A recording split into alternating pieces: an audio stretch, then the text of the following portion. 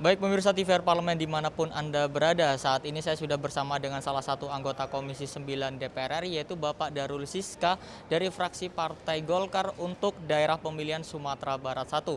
Nah di kesempatan kali ini beliau akan ngobrol-ngobrol terkait dengan legalisasi ganja dari sisi medis. Nah Pak Darul Siska, menurut Bapak kira-kira ganja ini kan sudah ramai nih Pak di masyarakat untuk dilegalisasi karena untuk kebutuhan medis. Sebenarnya dari kebutuhan medis ini sebenarnya dibutuhkan nggak sih Pak sebenarnya Pak?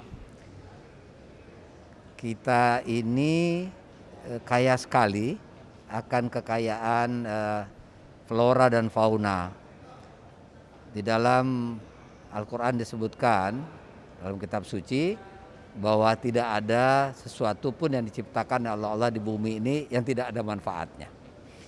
Nah kalau ganja selama ini kita musuhi karena dia menimbulkan dampak-dampak negatif bagi kehidupan kita, terutama para remaja yang menyalahgunakan ganja untuk keperluan-keperluan yang tidak bermanfaat, maka saya secara pribadi mendukung ganja itu diteliti manfaatnya untuk kesehatan. Kenapa? Ternyata sumber kekayaan flora kita itu besar sekali manfaatnya. Satu contoh yang saya ingin sampaikan, di Korea itu daun cemara itu diteliti sekarang sudah menjadi obat. Kita udah pernah mendengar belum di sini? Belum kan? Daun cemara itu bisa jadi obat. Manfaatnya adalah sekarang namanya red pine. Itu gunanya untuk melunturkan plak-plak yang ada di saluran darah. Nah itu udah dijual sekarang karena mereka melakukan penelitian. Nah selama ini kita untuk orang yang sedang kesakitan kan juga kasih morfin di rumah sakit. Oleh karena itu kalau ganja ini diteliti sebaik-baiknya, apalagi sekarang ada BRIN nih, kita punya lembaga baru yang diharapkan ke depan penelitian kita makin meningkat dan memberikan manfaat sebesar-besarnya bagi kehidupan, maka ganja itu harus diteliti apa manfaatnya buat kehidupan kita. Bukan dilihat dari segi legalisasi itu dalam arti kata dilegalkan untuk diteliti, bukan dilegalkan untuk disalahgunakan atau dilegalkan untuk digunakan sesuka hati oleh masyarakat kita.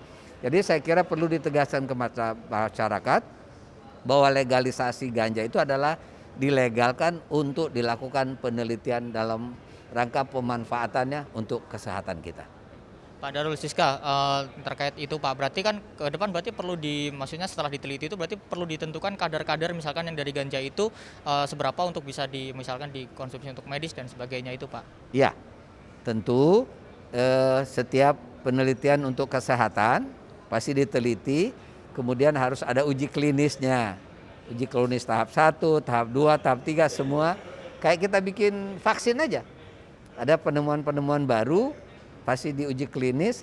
Setelah itu akan ditentukan berapa kadarnya yang dianggap bagaimana digunakan untuk kesehatan. Berapa porsinya, berapa volumenya. Nah itu kadarnya nanti diatur sesuai dengan hasil penelitiannya. Nah yang lebih penting adalah kita harapkan penelitian ini bisa dilaksanakan di bawah pengawasan yang ketat agar di dalam proses penelitiannya jangan berdampak negatif bagi kehidupan kita atau informasinya melebar kemana-mana sehingga semua orang nanti dengan mudah mendapatkan ganja yang bisa disalahgunakan oleh masyarakat. Berarti kedepannya pengawasan perlu diperketat lagi atau seperti apa Pak supaya ganja ini tidak disalahgunakan kalau memang hasilnya dilegalkan seperti itu Pak untuk kebutuhan medis? Iya tentu, saya kira dengan ini dilegalkan untuk penelitian maka pengawasannya harus lebih ditingkatkan. Jangan nanti dengan alasan untuk penelitian orang makin mudah mendapatkan ganja.